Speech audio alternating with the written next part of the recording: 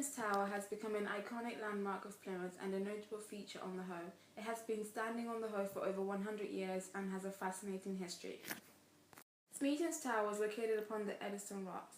The Eddystone Rocks was a hazardous formation situated about 13 miles southwest of Plymouth. It has been a treacherous shipping feature for centuries. Construction of Smeatons Tower began in 1756. At the outset, John Smeaton did not have the first-hand knowledge of the conditions that he would have to encounter at the Eddystone Rocks. After months of careful planning and surveying, construction began with a 2-ton foundation stone being carried out to sea in the summer of 1756.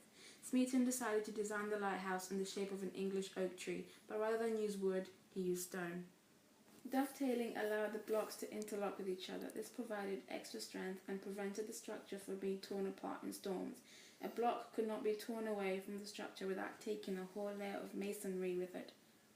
Accompanied with the application of a mortar able to set in the rocky and wet conditions, the new tower set itself on a different path than its predecessor. Building offshore construction was not the only difficulty in this age. Workers in the Plymouth area were vulnerable. Impressment, the act of taking men into the Navy by force, had become rife amongst the local workforce. So, to ensure the workers would not be taken away, an arrangement was made that a medal was manufactured for each labourer in order to prove that they were working on the lighthouse. The lighthouse was lit by 24 candles in October 1759. Standing at 72 feet high, it cost £40,000 to build. By 1810, candles were replaced by oil lamps with reflectors, which were soon replaced by lenses to increase the light's intensity. However, Smeatons Tower wasn't the first lighthouse to be built on the Eddystone Reef. It was the third of 4. The first attempt to build a lighthouse upon the Eddystone Rocks was by Henry Winstanley. He was an engraver, designer of mechanical waterworks, and merchant ship owner. As a merchant, the Eddystone Rocks caused some of his ships to be wrecked, so he vowed to rid shipping of this threat.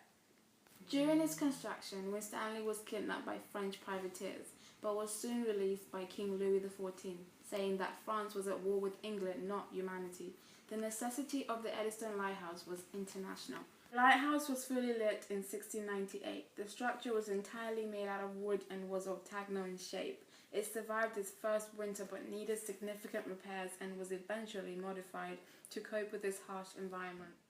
The Great Storm of 1703 was its downfall. It destroyed the lighthouse and took the lives of 6 men, including Henry Winstanley himself. No trace of them was ever found. The second lighthouse to be built upon the Eddystone Reef was Rudyard's Lighthouse. Construction was completed in 1709 and was a conical wooden structure with the core made of brick and concrete. It stood for 50 years until on the 2nd of December 1755, the lighthouse caught fire due to the candles.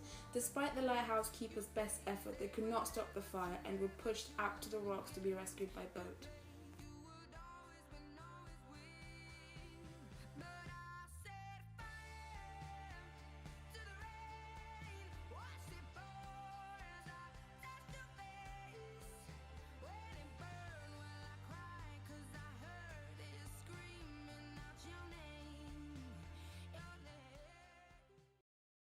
Smeaton's rebuilt version of the Eddystone Lighthouse was a great leap in development of future lighthouses. However, the rocks that it stood on were eroded by tides, and this caused structural foundations of the lighthouse to become compromised. From 1882 to 1884, Smeatons Tower was moved brick by brick to Plymouth Hoe. Only 2/3 of the tower made it to Plymouth, and the remainder of the tower can be seen from the Barbican today. Smeatons Tower was replaced by Douglas Lighthouse, which remains to this very day. It was lit in 1882 and became the first Trinity House lighthouse to be fully automated in 1982. It even has a helipad built on top, which ensures that operations can be carried out smoothly. Smeatons Tower has now become a tourist spot in Plymouth and the symbol of the city itself.